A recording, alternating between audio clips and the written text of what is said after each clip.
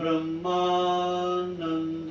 परम सुखदं केवलं ज्ञानमूर्तिं द्वन्द्वातीतं गगनसदृशं तत्त्वमस्यादिलक्ष्यम् एकं नित्यं विमलमचलं सर्वधी साक्षिभूतं भावातीतं त्रिगुणरहितं श्री सद्गुरुं तं नमामि।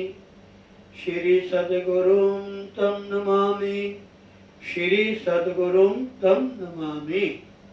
जय श्री राधे, जय श्री राधे, जय श्री राधे। ओम ओम ओम। नारायण नारायण नारायण नारायण।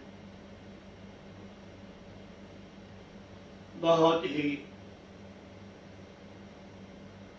हम सभी के ऊपर गुरुदेव भगवान की छत्र छाया, उनकी कृपा दृष्टि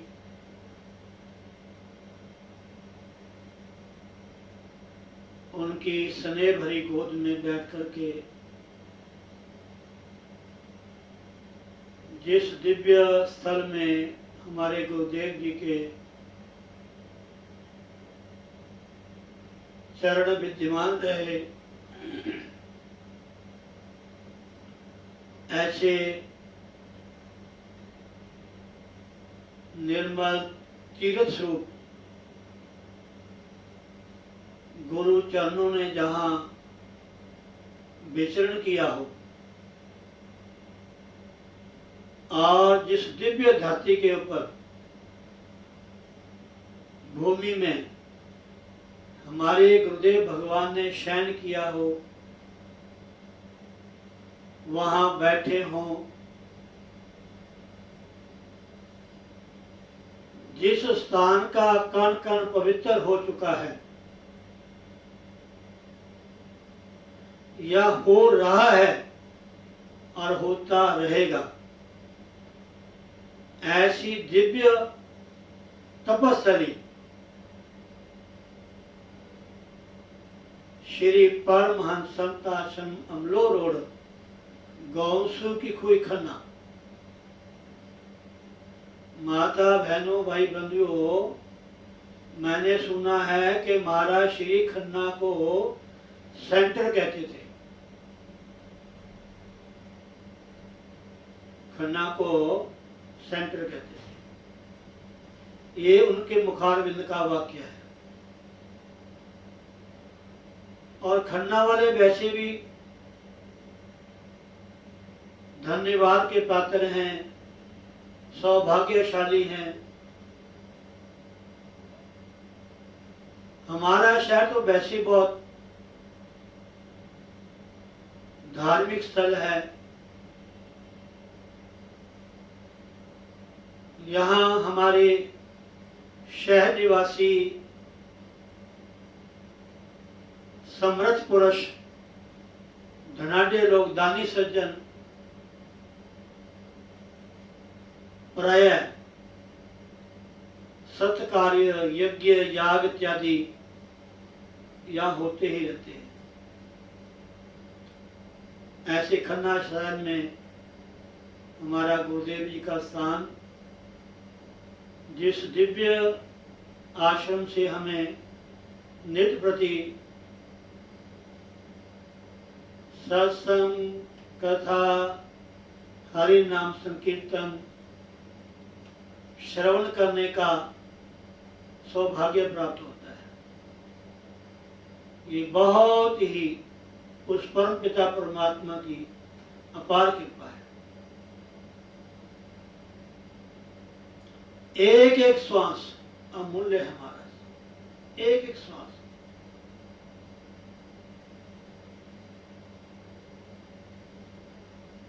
श्वास श्वास सिमरो गोविंद। गुरुजन कहते हैं कि हर श्वास में उस परमात्मा का नाम लेना चाहिए। मन से उस परमात्मा का हमें चिंतन करना चाहिए। जिस परमात्मा ने हमें ये सुंदर देह दी है। प्यारे भक्तों,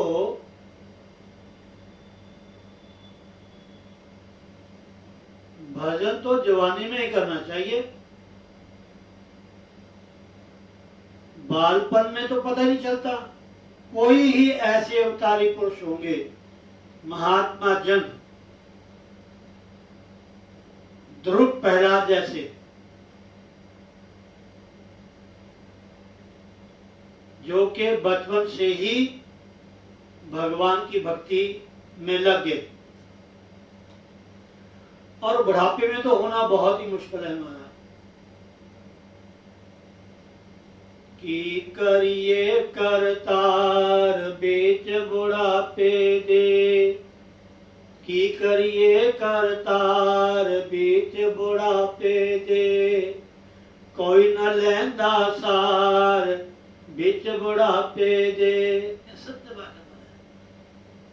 बच्चे कहते कुछ हैं, हमें कुछ और सुनाई देता है। ये जो जड़ावस्था है महाराज, राम राम राम राम राम राम राम राम राम राम, ना खाया जाता है अच्छी तरह से, ना पिया जाता है, ना सोया जाता है, ना बैठा जाता है, ना हम चल सकते हैं। जवानी में ही जब तक है जोश जवानी, बिगड़ी सब बात बनानी। जब तक है जोश जवानी, बिगड़ी सब बात बनानी। होने ना पाए पापाचार, ओ नादान मुसाफिर, ईश्वर से करते जाना प्यार, ओ नादान मुसाफिर। जीवन की नैया कर लो पार, ओ नादान मुसाफिर। सत्य बात है माता बहनों भाई, सत्य बात है महाराज। लग जाओ लग जाओ लग जाओ, बस सुबह शाम समय निकाले। मैं ये नहीं कहता घर को छोड़ो, परिवार को छोड़ो, अपने कामों को छोड़ो, कहीं दफ्तर में जाना, कहीं दुकान में जाना, सब काम करो।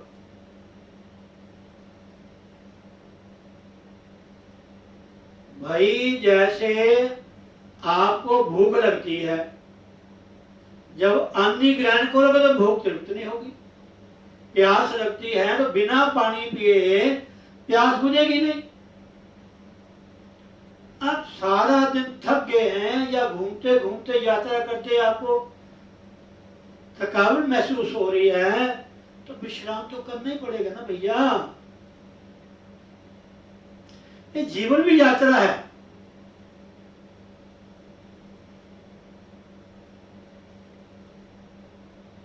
आप कहीं आपने सुना होगा कि लाइन,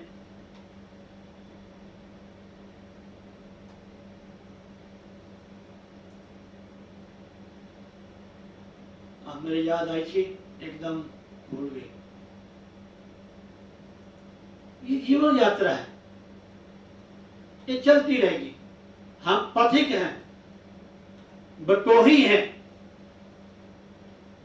हम यात्री हैं। हमारी यात्रा बहुत लंबी है महाराज, बहुत लंबी है, बहुत लंबी है। अगर गुरु कृपा हो जाए तो कुछ भी नहीं।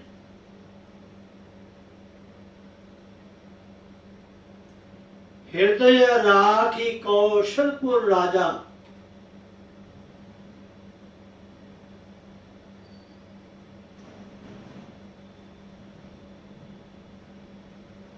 जब भगवान का नाम हमारे हृदय में आ गया, गुरुदेव भगवान का आशीर्वाद हो गया, तो फिर कहना क्या है। लेकिन इन चीजों को हमें अपने हृदय में बसाना पड़ेगा भाई। कोई छोड़ना नहीं, कोई त्यागना नहीं, सबके बीच में रहते हुए आपने भगवान का भजन करना है। बस सुबह उठो एकदम, बस नहा धो करके सीधे पूजा रूम में जाओ।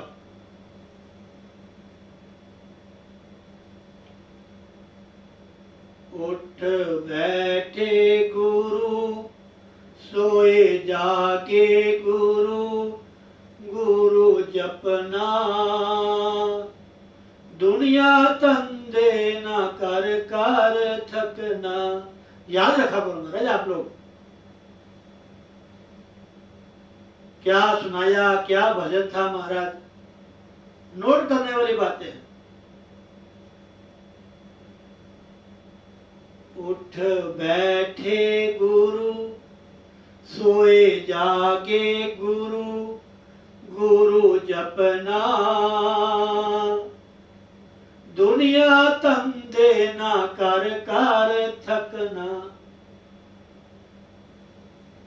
ऐसा ना काम करो कि शाम को घर आके इतनी थकावट हो जाए कि भोजन पाना भी आपको औखा लगे।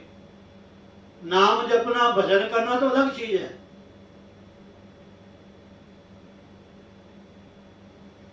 क्या ये मनुष्य का शरीर खाने के लिए मिला है, दुनियादारी के काम करने के लिए मिला है? नहीं नहीं नहीं नहीं, ये कर्म योनि है। इसको पा करके हमें भगवान का भजन करना पड़ेगा, समझे नहीं? जब भी आप सुबह कोशिश करें, सुबह की संध्या, सुबह की हाजिरी, सुबह का भजन कोशिश करें, एक दिन भी नागा नहीं पहनना चाहिए, एक दिन भी। खाना छूट जाए कोई बात नहीं, चाय छूट जाए कोई बात नहीं, बाद में चाय पी लेना, बाद में भोजन पा लेना, पहले बैठे। जो हमारी आत्मा का आहार है, आत्मा का चिंतन, आत्मा का अनुभव, जो परमात्मा का अंश है,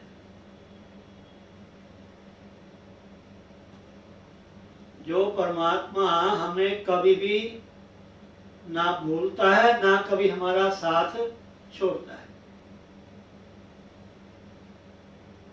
समझे नहीं? उसका भजन करना, नाम जपना। एक कोई राजकन्या थी,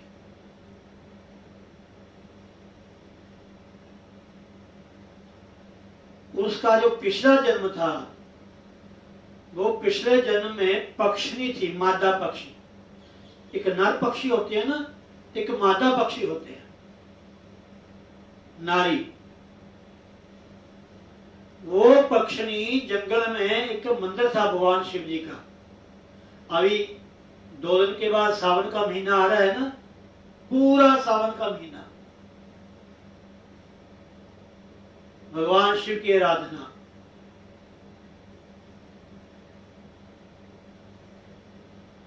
वो पक्षिणी उड़ती उड़ती अनायास मंदिर में कुछ खाने के लिए गई। शिव मंदिर में भक्तों ने पूजा की, वहां कोई प्रसाद, फ्रूट है, मिठाई है या प्रसाद भी वहां चढ़ा गए थे। तो पक्षिणी, जंगल में मंदिर था, अपने पंखों से उड़ती उड़ती गई और जाकर के उसने वो प्रसाद को ग्रहण किया। प्रसाद को ग्रहण करके वो वापस आ गई। जब समय के अनुसार उनकी मृत्यु हुई, पक्षी शिव को छोड़ा, तो ये सत्य बात है माता बहनों भाई बंधुओं, पौराणिक कथा है। डायरेक्ट वो राजकुमारी बनी, डायरेक्ट।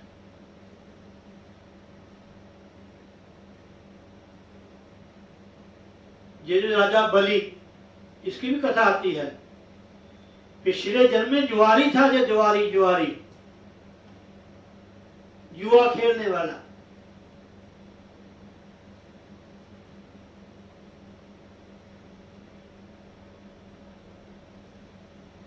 जुए में इसको लाभ हो गया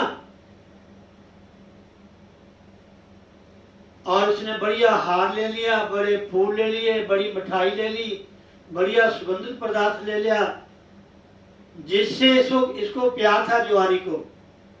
रात का समय था, उसको देने जा रहा था उपहार, जिससे इसकी अटैचमेंट थी। पिछले जन्म में जुआरी सारा फूलों का बढ़िया गजरा हार, बढ़िया सुंदर मिठाई, सुगंधित पदार्थ, फ्रूट हाथ में लेके भागा भागा जा। रात का समय था महाराज, अचानक ठोकर लगी, गिर गया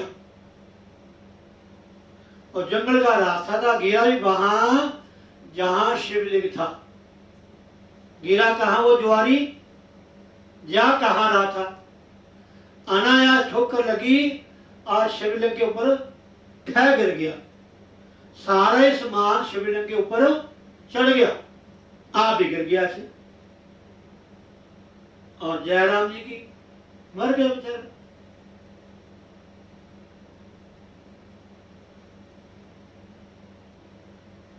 और थोड़े समय में उसको देवलोक का राजा बनाया गया, देवलोक का राजा।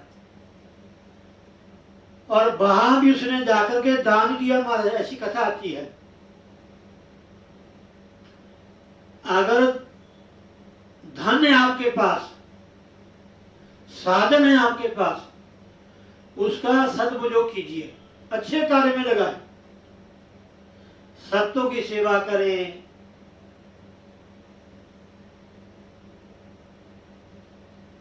कथा करवाएं।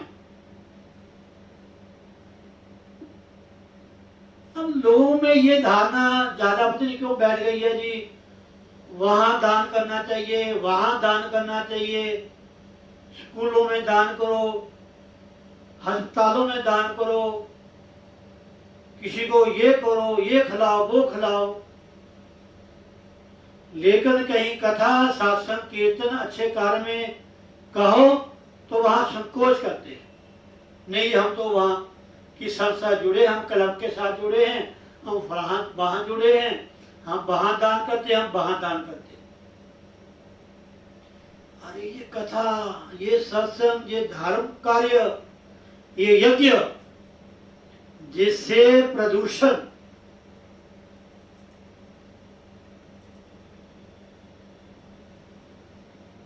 मिटता है, दूर होता है। सत्संग से, कथा से, कीर्तन से, भगवान के नाम से, यज्ञ याग से हवन करो। शुद्ध घी होना चाहिए, शुद्ध सामग्री होनी चाहिए, विद्वान वेद पाठी ब्राह्मण होना चाहिए, त्रैकालिक संध्या करने वाला, नाम का ब्राह्मण नहीं।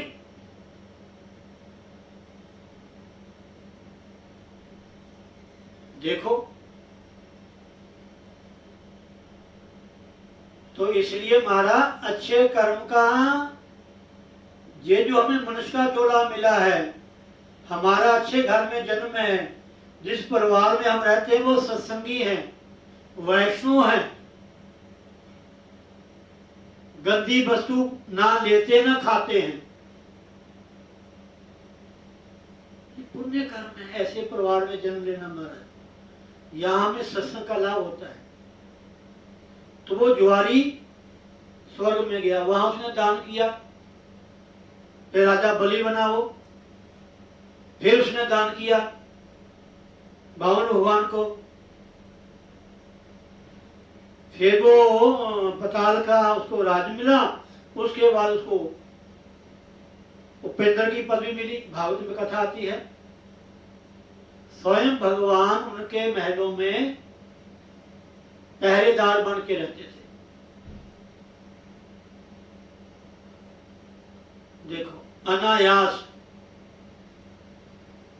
तो जो पक्षी थी महाराज, जब वो मरी, मरने के बाद डायरेक्ट वो राजकुमारी बनी, राजकन्या। राजकन्या बनी, जब थोड़ी सी उसको शुद्ध हुई तो उसके मन में शिव भक्ति करने का विचार आ गया। अपनी सखी सहेलियों के साथ, अपनी जो उसकी सेविकाएं थी उनको साथ लेकर के उसने रोज मंदिर में जाना शुरू कर दिया। जैसे हमारे गुरुदेव भगवान 4 साल के थे तो अपने पिता के साथ, 4-5 साल के थे, अपने पिता के साथ शिव मंदिर में जाते थे, नीलाम गांव में, बचपन से। वही महाराज श्री जी ने अपनी जन्म झांकी में लिखा हुआ है कि हम पिताजी शायद अस्वस्थ हो गए या नहीं जा सके, या उनकी शायद शरीर उन्हें छोड़ दिया। वो कहते महाराज श्री कि हमने मंदिर जाना नहीं छोड़ा। तो गुरुदेव कहते कि हम मंदिर में जाकर के, छोटे बच्चे थे, वैसे आंखें मीट करके ऐसे बैठ जाना, जैसे मैं आप सबको कहता हूँ कि ऐसे बैठा करो, ऐसे महाराज श्री कहते हम ऐसे मंदिर में बैठ जाते थे।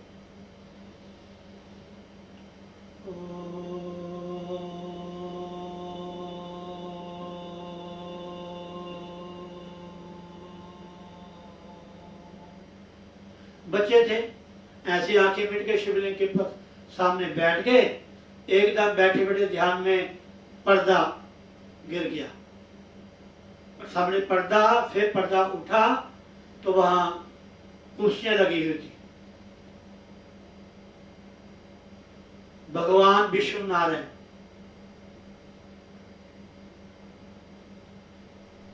तीन कुर्सियां लगी हुई। तो भगवान ने उठ करके कहते मुझे इशारा किया कि भाई आप इसमें बैठ जाओ। तो मैंने कहा ध्यान में कि नहीं जी, ये तो आपकी कुर्सी, आपका स्थान है, इसमें हमने बैठेंगे नहीं। तो कहते उन्होंने आशीर्वाद दिया, ठीक है कि तुमने हमारे स्थान का मान किया। ध्यान में बचपन से, आप देखो 4-5 साल के थे, ये भी अवतारी पुरुष थे ना।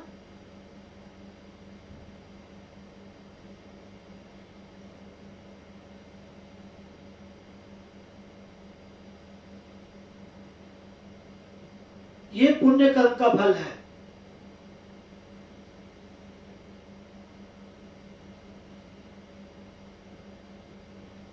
तो वो कन्या ने, राजकन्या ने क्या करना, अपनी सहेलियों को, अपनी सेवकाओं को, दासियों को साथ लेकर के मंदिर में जाना, शिव मंदिर में जाना, अपने हाथ से मंदिर की सफाई करनी। महाराज अपने हाथ से जल ग्रहण, पानी लेकर के आना, जल अपने हाथ से ही सफाई करनी, सारी पूजा मंदिर की अपने हाथ से करनी। उनकी जो सहेलियां, सखियां या दासियां थी वो बाहर खड़ी रहती थी।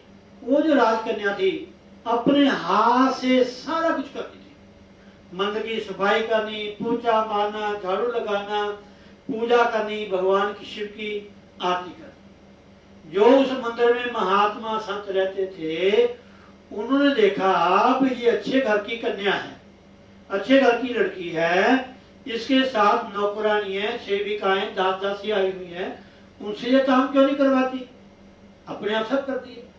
हमें कुछ थोड़ा सा धन मिल जाए, बढ़िया कोठी कार मिल जाए, साधन मिल जाए, पूजा पाठ के मंदिर भी नहीं जाते हम लोग। मंदिर जाने का हमें समय नहीं है, वहां जाने से हमें संकोच लगता है। ये भगवान की भक्ति जो भजन है ना महाराज, ये बिना भाग्य में नहीं मिलता।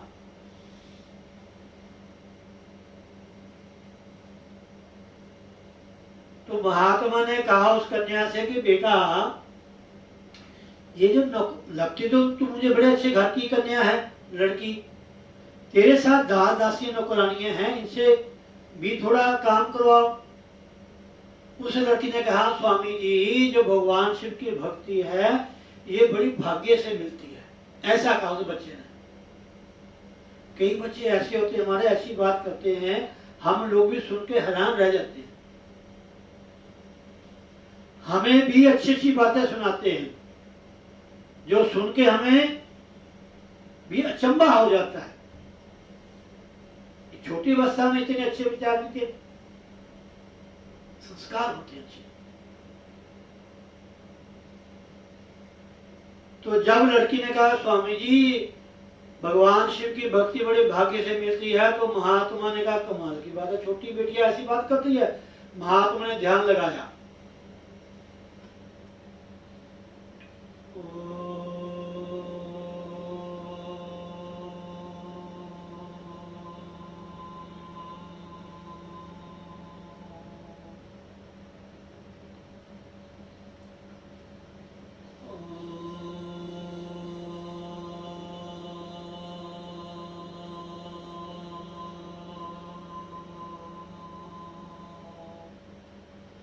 महात्मा ने देखा ये तो पिछले जन्म की पक्षिणी है, मादा पक्षी।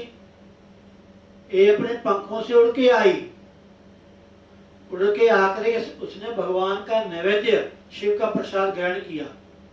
उसके पुण्य से ये डायरेक्ट राजकुमारी बनी। और उस कथा में लिखा है कि ये जो पंखों से उड़ के गई ना महाराज, उसके पंखों से जो सफाई होगी हवा से, उसका पुण्य भी इसको मिला, उसका पुण्य मिला इसको। अगर अनायासी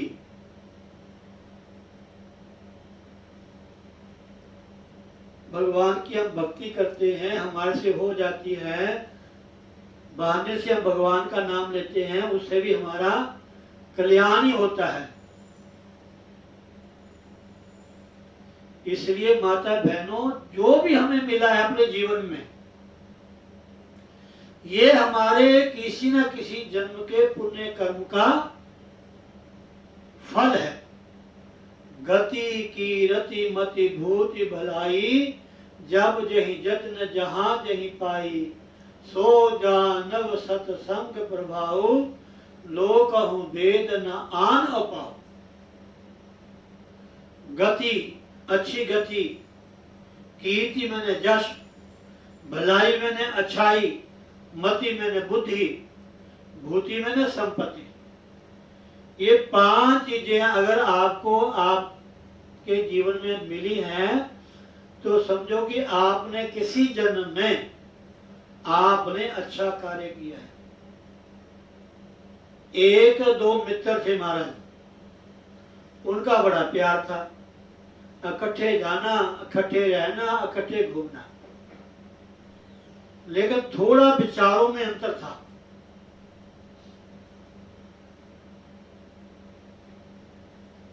आप कहीं आश्रम में, मंदिर में, किसी आस पड़ोस में संत महात्मा आए हुए थे, तो मित्र ने कहा चल भाई आज सत्संग है, वहां चलते हैं।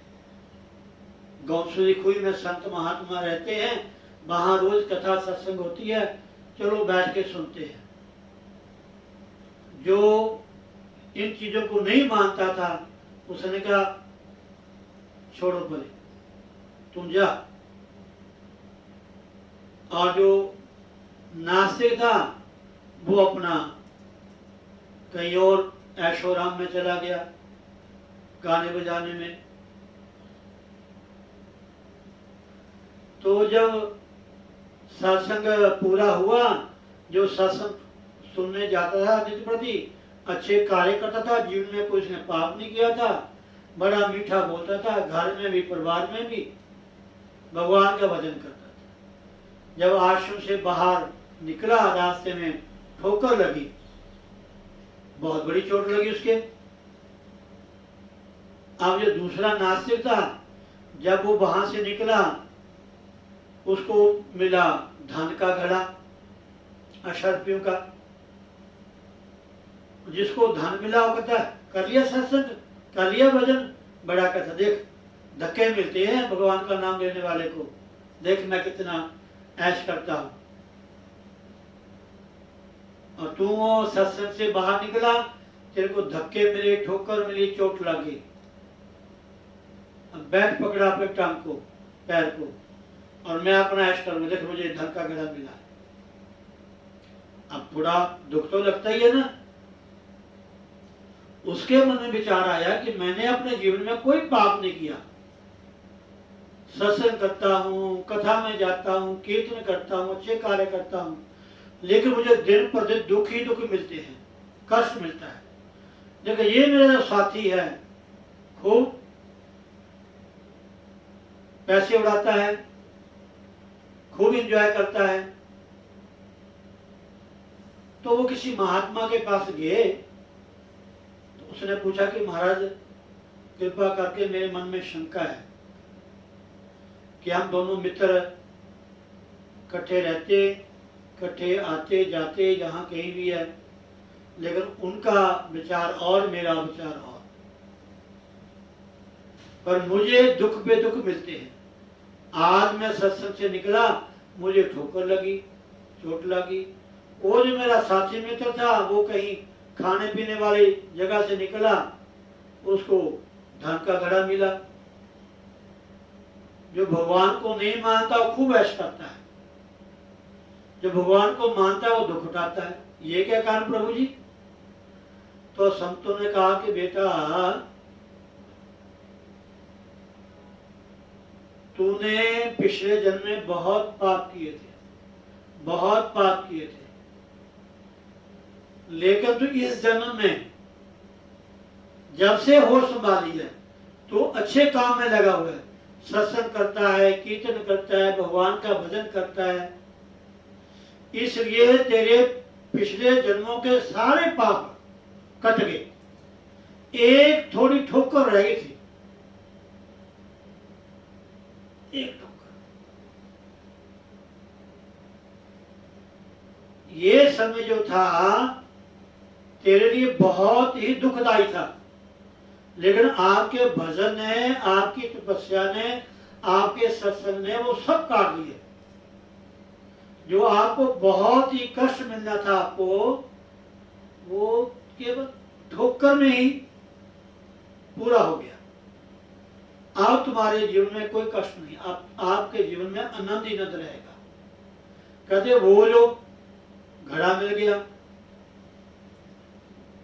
कहते उस व्यक्ति ने अपने जीवन में कोई अच्छा कर्म किया था,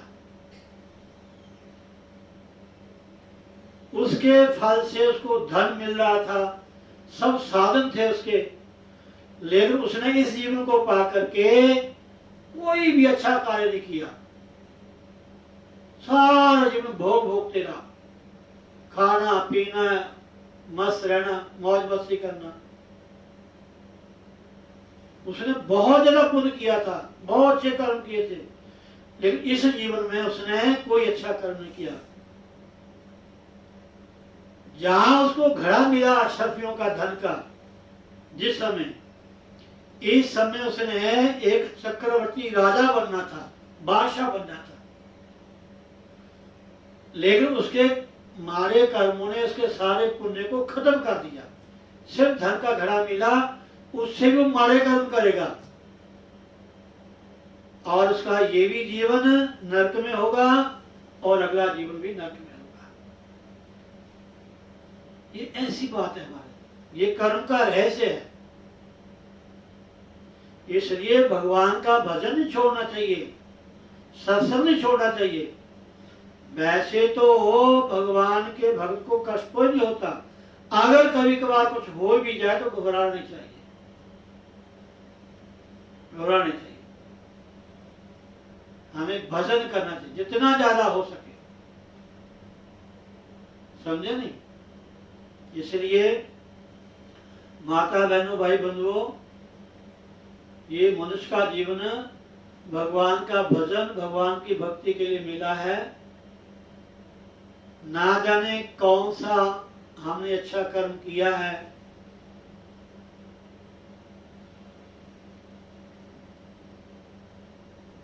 जैसे कोई भजन गाते हैं, पिछले जन्म के अच्छे कर्म मुझे बाबा तेरा दरबार मिला, ऐसा भजन गाते हैं ना। मेरे पिछले जन्म के अच्छे कर्म, मुझे दाता तेरा दरबार मिला। कितना सुना भजन है। ये अच्छे कर्म हैं जो हम सत्संग में बैठे हैं, ध्यान में बैठे हैं, गुरुदेव का दर्शन कर रहे हैं, कथा का लाभ ले रहे हैं, ये सब तो बात है। पिछले जन्म में हमने अच्छे कर्म किए हैं, आप भी अच्छे कर रहे हैं और आगे भी इससे बढ़िया मिलेगा। समझे नहीं?